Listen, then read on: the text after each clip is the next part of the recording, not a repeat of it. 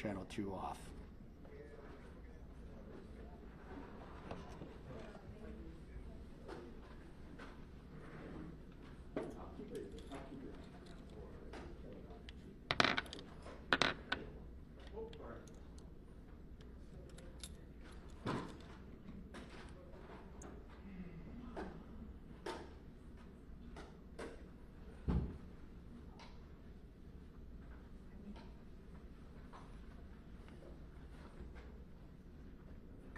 You know, you would think that at this stage of the game, by doing this long enough, I should know the Gettysburg Address to be able to recite that eloquently.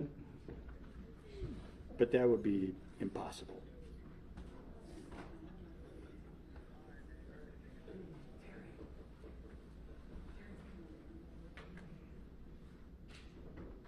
Yes, sir.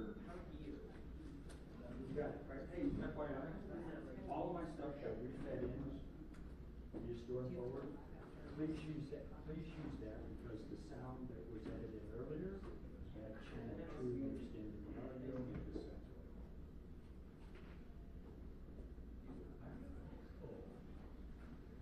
Thank you. Appreciate it.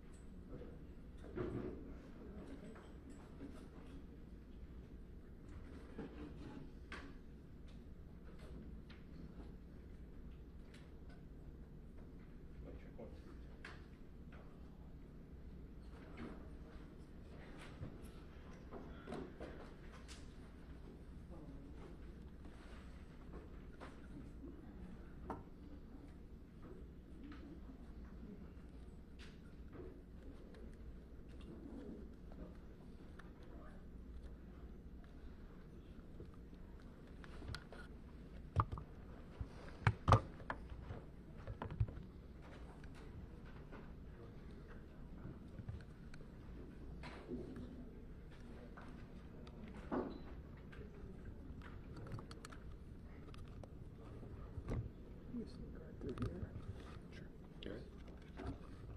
Thank you.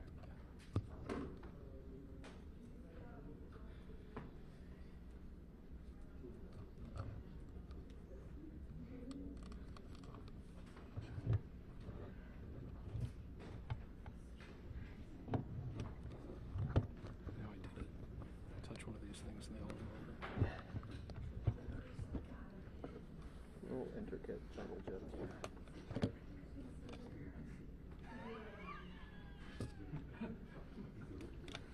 Oh, please. No problem. Hey, no problem.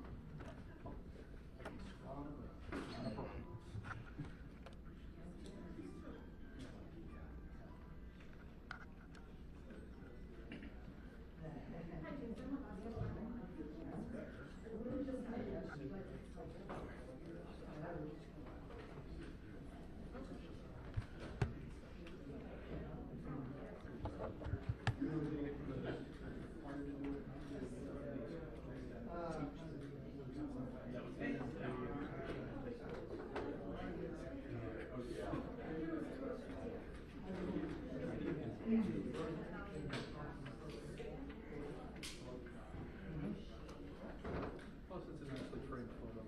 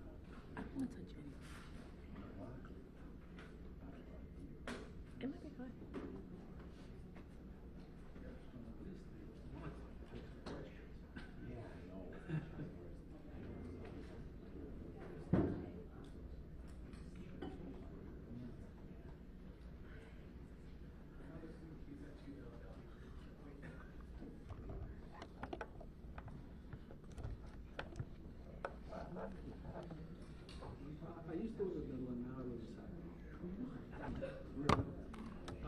Just after the VA hospital.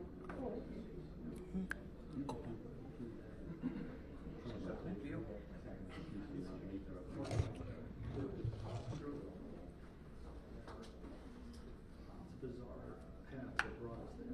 She's a daughter of the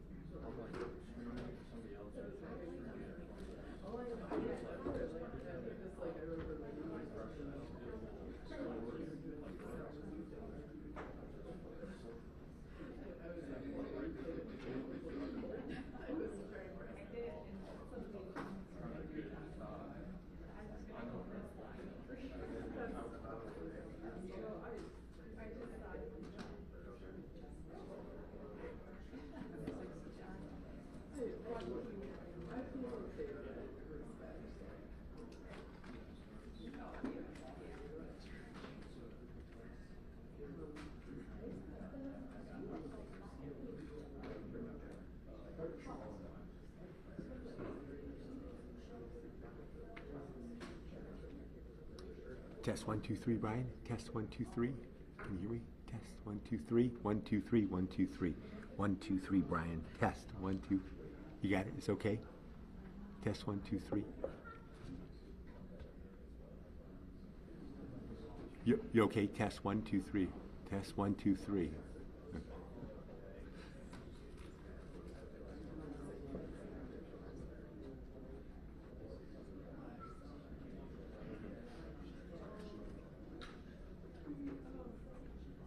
How well did that fix it? Does it sound better? Okay, perfect. All right.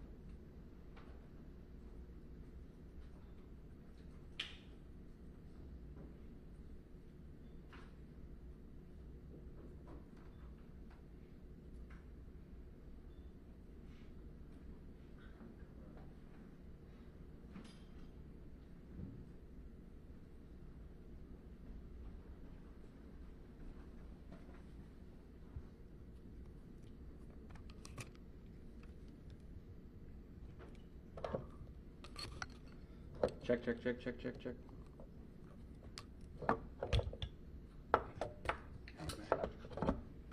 Good, yourself?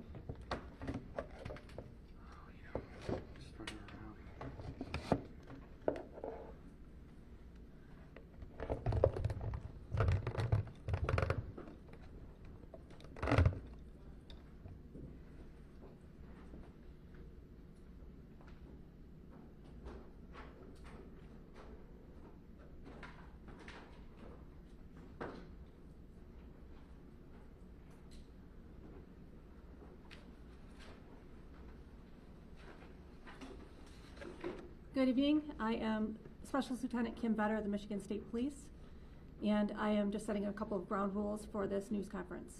We will have a couple of different speakers, and at the end we will have time for a few questions. If you have questions about the spellings of names, I will step back up after the news conference and answer those questions. I'd like to introduce Chief William Renye from the Grand Blanc Township Police Department. Thank you for joining us. As Lieutenant Vetter said, we will take a couple questions upon the conclusion of this press conference. With me here on the stage is Supervisor Scott Bennett, Fire Department Chief of Grand Blanc Township, Jamie Gent, DNR Chief, Jason Haynes, FBI Acting Special Agent in Charge, Reuben Coleman, and the ATF, James Deere, who is the special agent in charge for this area in Michigan. I have a couple updates for you. There is a couple additional bodies that we've discovered in the church. So that makes our total victim count up to 4 victims. As I said before, there has already been the suspect who is deceased as well. So we have 5 deceased persons from this tragic incident. Again, our thoughts and prayers go out to the victims of this incident that could have been completely avoided. And it's very tragic, and that's not what our community is. I'm confident that we're going to overcome this, as Grand Blanc always overcomes these type of incidents. I'd also like to acknowledge the heroism of not only the first responders, but the people who were inside that church at the time. They were shielding the children who were also present within the church, moving them to safety. Just hundreds of people just practicing their faith. Just extreme courage, brave, and that's the type of community that we are. Law enforcement, again, we were on scene within 30 seconds from that original 911 call. Within 8 minutes, that suspect was neutralized in the back parking lot of the church by a DNR officer and a Grand Blanc Township officer. So where we're at right now, we're working tirelessly. We're working all night on this particular incident. I know that you guys have questions, and it's not only this community, but it's nationwide, all throughout the United States. So we're working hand in hand with our federal partners. So I'd like to introduce FBI Agent Reuben Coleman to you, who he will give you an update on where he's at within the federal investigation. Sir.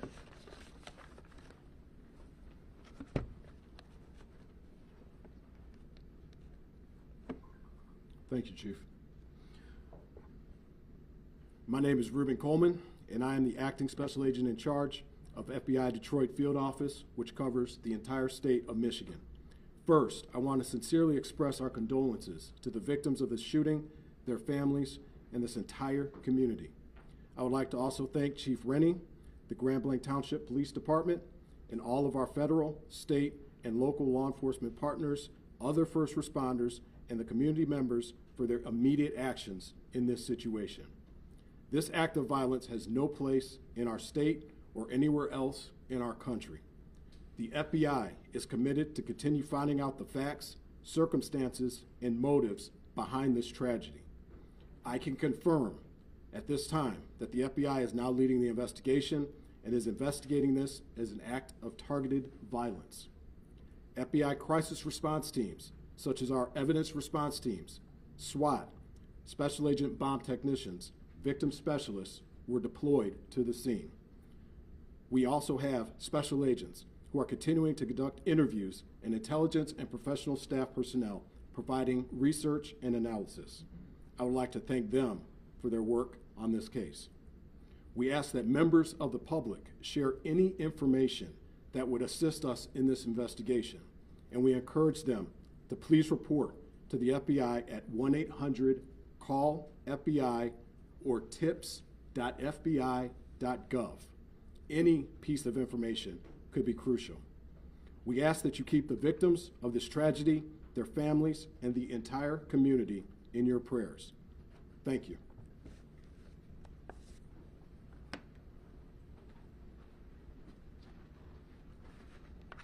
Thank you, sir.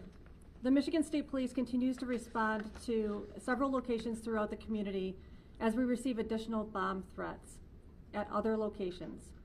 Please continue to stay vigilant, and if you see something suspicious, say something. Call the FBI tip line or call 911 to report suspicious activity. This incident is an active investigation. Investigators are tirelessly combing through evidence under difficult circumstances and working to identify each victim as quickly and accurately as possible. The Family Assistance Center will be open from 8 a.m. till 8 p.m. Monday and Tuesday at the Genesis Conference and Banquet Center at 805 Health Park Boulevard in Grand Blanc.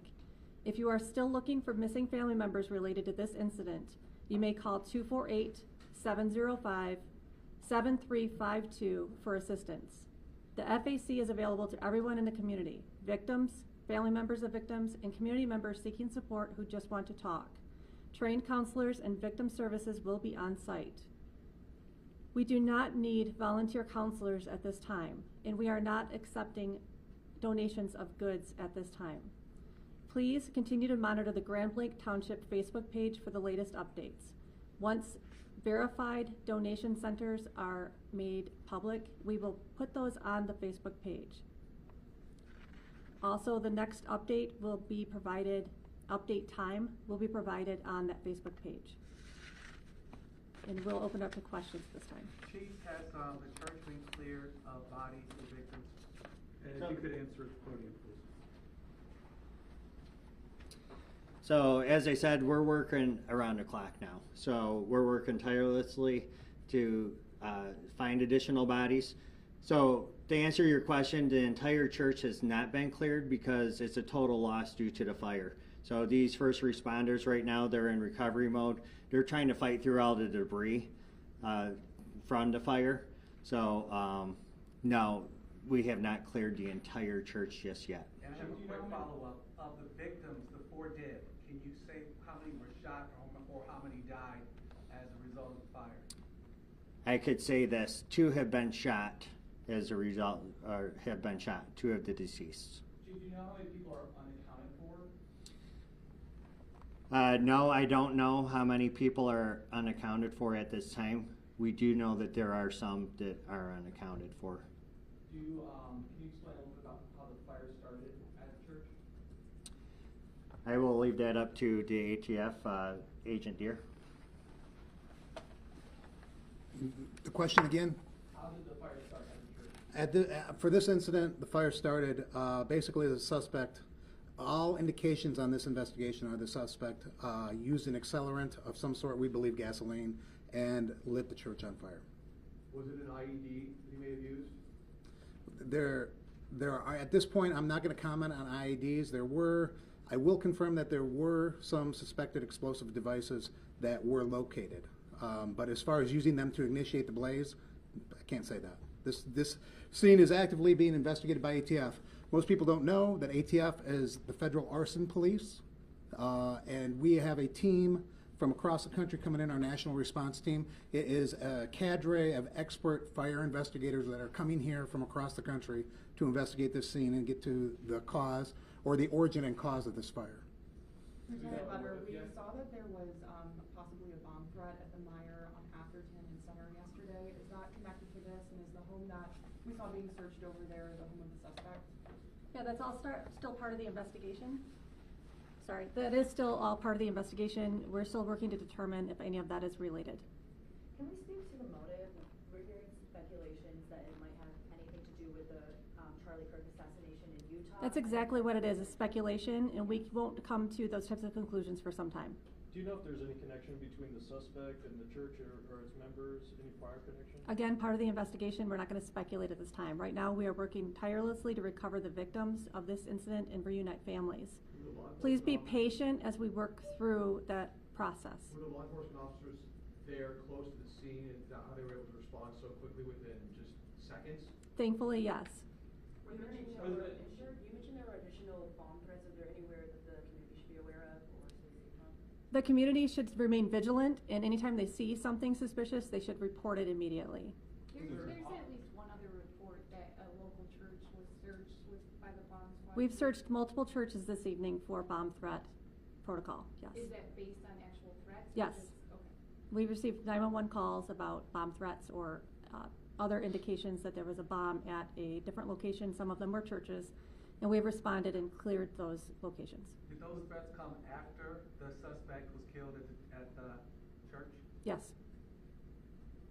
Was there an officer at the church already?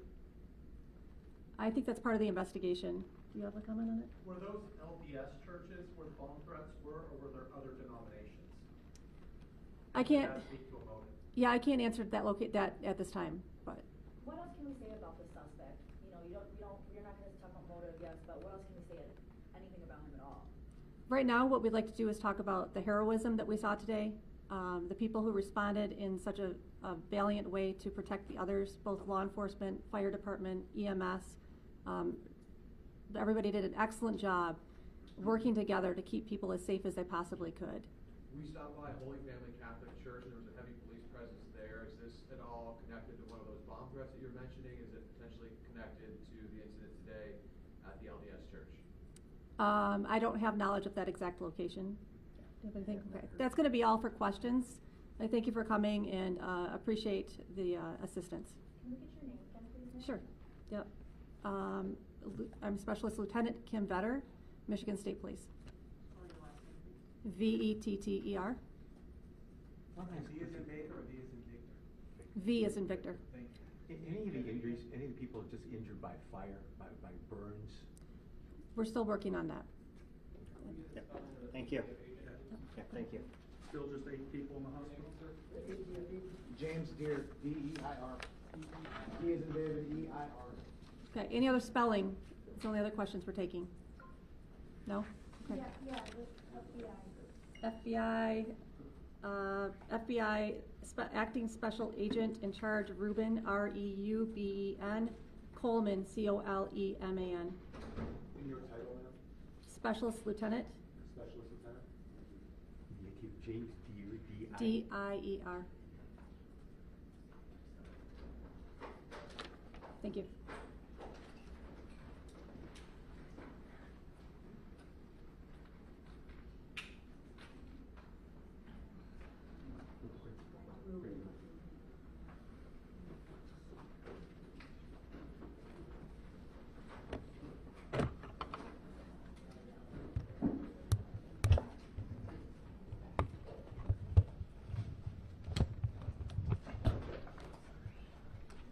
This most recent press conference was a lot more in depth, learning a lot more about what happened.